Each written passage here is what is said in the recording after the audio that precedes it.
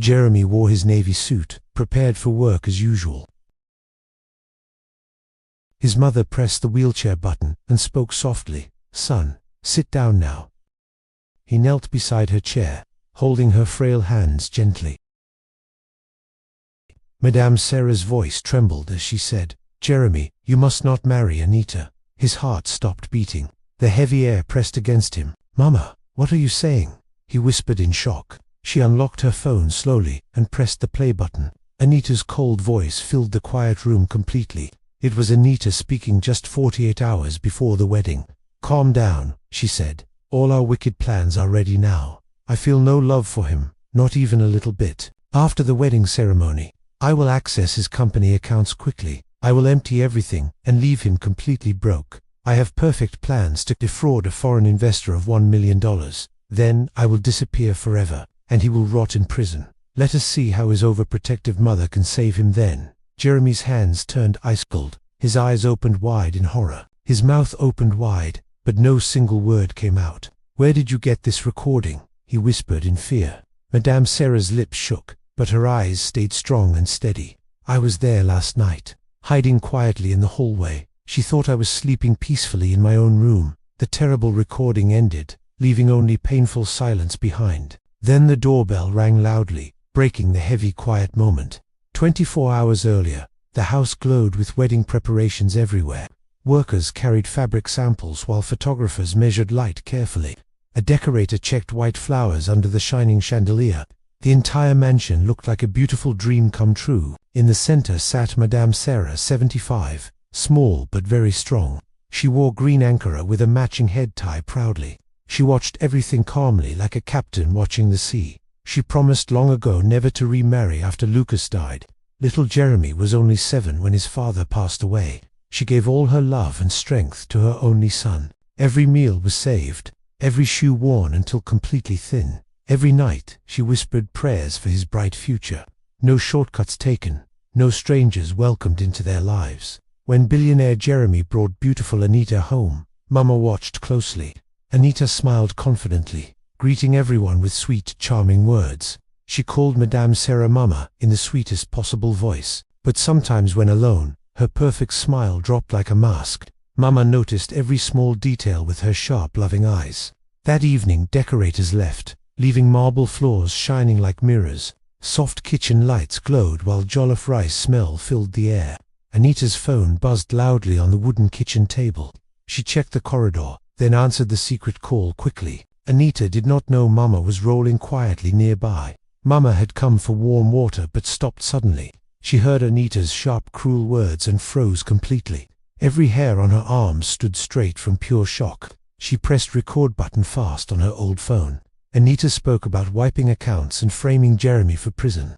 When the call ended, Anita hummed happily and checked nails. Mama rolled backwards slowly, heart breaking into tiny pieces. In her room she cried silently like strong people do. She remembered Lucas, Jeremy's school days, hunger, and endless prayers. She pressed the phone against her chest and prayed hard. Morning came with thin grey light spreading across the mansion. Jeremy came downstairs, smiling in his perfect navy blue suit. Mama did not smile back but said firmly, "My son, sit." He held her hands gently like he always did before. "Remember our struggles and how we climbed step by step. Your success came from pain that learned to stand tall. I swore long ago to protect you from all harm." Jeremy's happy smile faded as he listened carefully. She told him everything about the hallway and the call. She pressed play and let Anita's evil words fill the room. He listened many times, hoping the words would somehow change. They never changed. His world crashed around him completely. He called Anita's parents and cancelled the wedding calmly. Then the doorbell rang while his heart still broke inside. Anita stood outside smiling brightly, holding a ribboned gift box. "Baby, I brought a sweet surprise for our wedding day." Jeremy looked at her like seeing a stranger for first time. "Mama is waiting inside," he said without moving aside.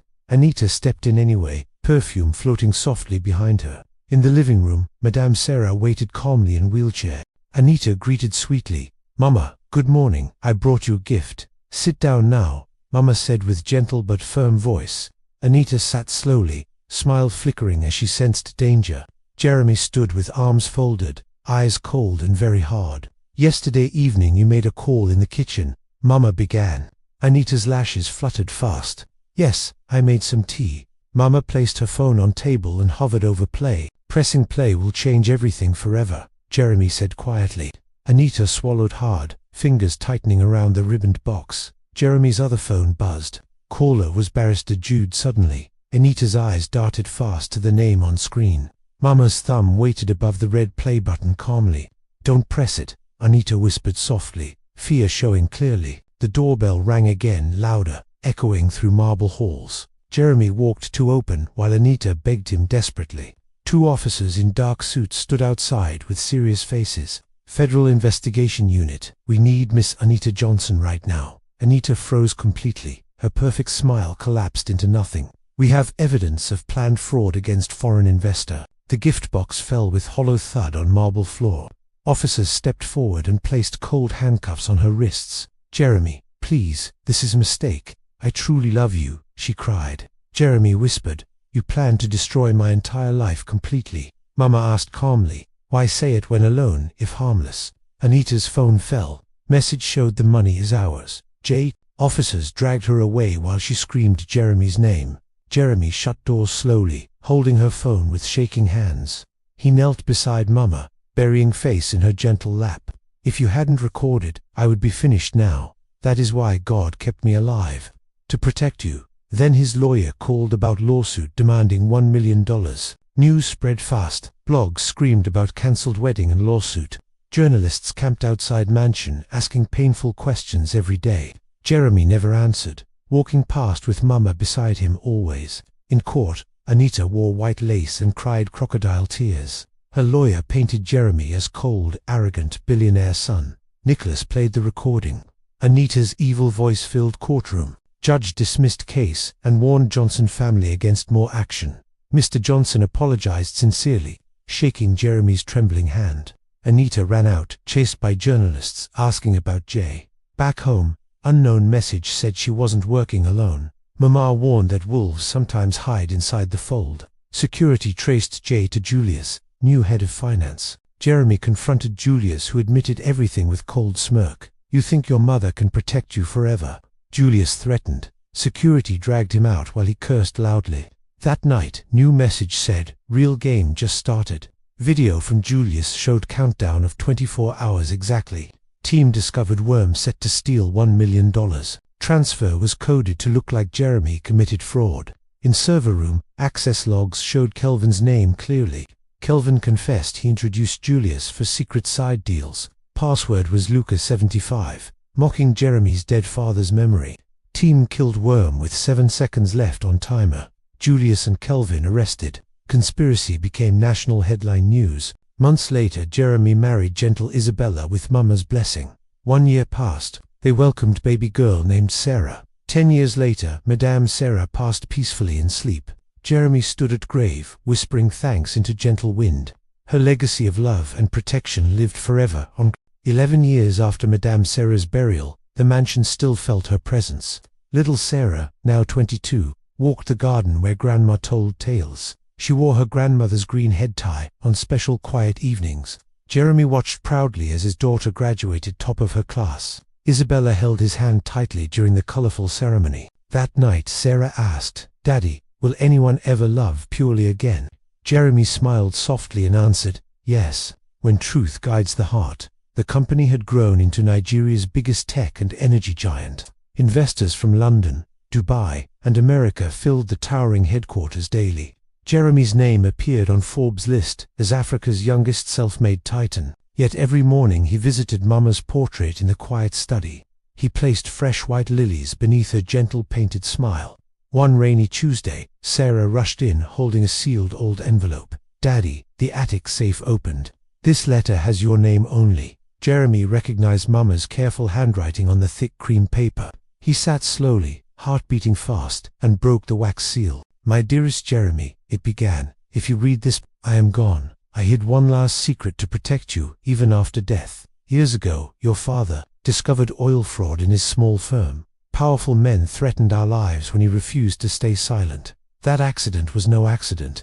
They took Lucas from us both. I kept quiet to raise you safely under peaceful shadows. But now you are strong enough to finish what he started. Find the blue folder in the village house under floorboards. Inside are names, dates, and proof that can free many souls. Jeremy's hands shook. Tears fell freely on the precious letter. Sarah hugged him tightly as Isabella wiped his wet cheeks. The next weekend they drove to the quiet ancestral village. The old mud house stood humble beneath tall mango trees. Jeremy lifted dusty floorboards with careful but determined hands. The blue folder waited exactly where Mama said it would. Inside were documents, recordings, and bank transfers from 30 years ago. Names of ministers, generals, and businessmen filled the yellowed pages. They had stolen billions meant for hospitals and village schools. Jeremy whispered, "Mama, you carried this burden alone for me." Sarah asked softly, "Daddy, what will you do with this?" "I will do what Papa started and Mama protected," he replied. He called trusted journalists and honest anti-corruption officers that night. Within weeks, headlines exploded. Dead widows' evidence rocks nation's elite. Powerful men were arrested. Stolen funds began returning to people. Jeremy testified calmly in court while Sarah held his hand. The nation called Madame Sarah the silent heroine who never died. Schools, hospitals, and roads were built bearing her honored name. On the first anniversary of the revelation, thousands gathered quietly. Jeremy unveiled a life-size statue of Mama, in wheelchair, smiling. Little children placed flowers daily at the bronze gentle feet. That evening Jeremy stood alone before Mama's grave at dusk. He placed the empty blue folder and whispered thankful words. "I finished it, Mama. Papa's name is clean at last." A soft breeze moved the leaves like her loving answer. Sarah joined him, now wearing the green head tie with pride. "Daddy, Grandma still saves us even from heaven above." Jeremy smiled through tears. "Yes, my child, mothers never truly leave." Years later, Sarah became Nigeria's youngest justice minister, fighting corruption. She always entered court, wearing a small green scarf proudly. Whenever cases grew hard, she touched it and felt strength. Jeremy and Isabella grew old, watching grandchildren play in garden. The mansion rang with laughter where silence once broke hearts. Every Christmas the family gathered beneath Mama's large portrait. They told new children how one wheelchair changed a nation, and in quiet moments Jeremy still heard her gentle voice. "My son, destiny guarded by love can never be stolen." The wind carried those words across generations forever and ever. Sarah's first year as Minister of Justice brought firestorms no one expected. Old generals hired assassins to silence the woman in the green scarf. Twice bullets shattered her convoy windows on the third mainland bridge. Each time she stepped out untouched, head tie bright like a battle flag. She told reporters calmly, "My grandmother taught me fear dies first." The people began calling her, "Omo Madame," child of the wheelchair warrior. Markets sold green scarves. Schoolgirls tied them as badges of courage. In the National Assembly, corrupt senators plotted to remove her overnight. They bribed witnesses, forged documents, and scheduled a midnight impeachment vote. Sarah received the tip at 11:07 p.m. While rocking her newborn son, she kissed the sleeping baby, tied the green scarf, and drove alone. At the Senate gate, she met Jeremy, waiting in the rain. "Daddy, you should be home resting," she whispered, eyes already fierce. Together they walked in. Cameras flashed like lightning round them. Sarah carried the original blue folder, now copied 1,000 times. She laid fresh evidence on every senator's desk before they voted. Names, dates, and bank transfers glowed on the giant courtroom screen. Silence fell heavy. Some old men wept. Others tried to run. Security blocked every exit, while live television broadcast the truth. By dawn, 23 senators resigned. 7 were arrested on spot. The nation woke to headlines. Madame Sarah's granddaughter cleans the Senate. People danced in the streets from Kano to Port Harcourt joyfully. That evening Sarah returned home, exhausted but carrying quiet victory. Her little son reached for the green scarf and laughed softly. Jeremy lifted the boy high and said, "This one will know peace." Isabella prepared jollof rice while grandchildren sang under the mango tree. Years passed. Sarah's hair began showing gentle threads of grey. She built the Madame Sarah Foundation for widows and brave girls. Thousands of wheelchairs bearing green ribbons rolled across villages daily. Every December 13th, the nation observed Madame Sarah National Sacrifice Day. Schools closed, markets paused, and children placed lilies on her statues. On the 20th anniversary, Sarah, now 50, stood before millions. She unveiled a new national hospital named Lucas and Sarah Hope. Jeremy, white-haired but strong, pushed the golden ribbon wheelchair forward. Inside waited a life-size bronze of Madame Sarah holding baby Sarah. The old man's voice broke as he spoke to the crowd. "My mother taught us that one honest heart can move mountains," Sarah added softly, "and love in a wheelchair can conquer nations." That night, fireworks painted Lagos sky green like her famous head tie far away. In quiet villages, mothers told the story again. How a widow in a wheelchair saved her son from betrayal. How she guarded evidence 30 years to bring justice at last. How her granddaughter finished the war with truth and green cloth. And somewhere beyond the stars, Madame Sarah smiled without pain.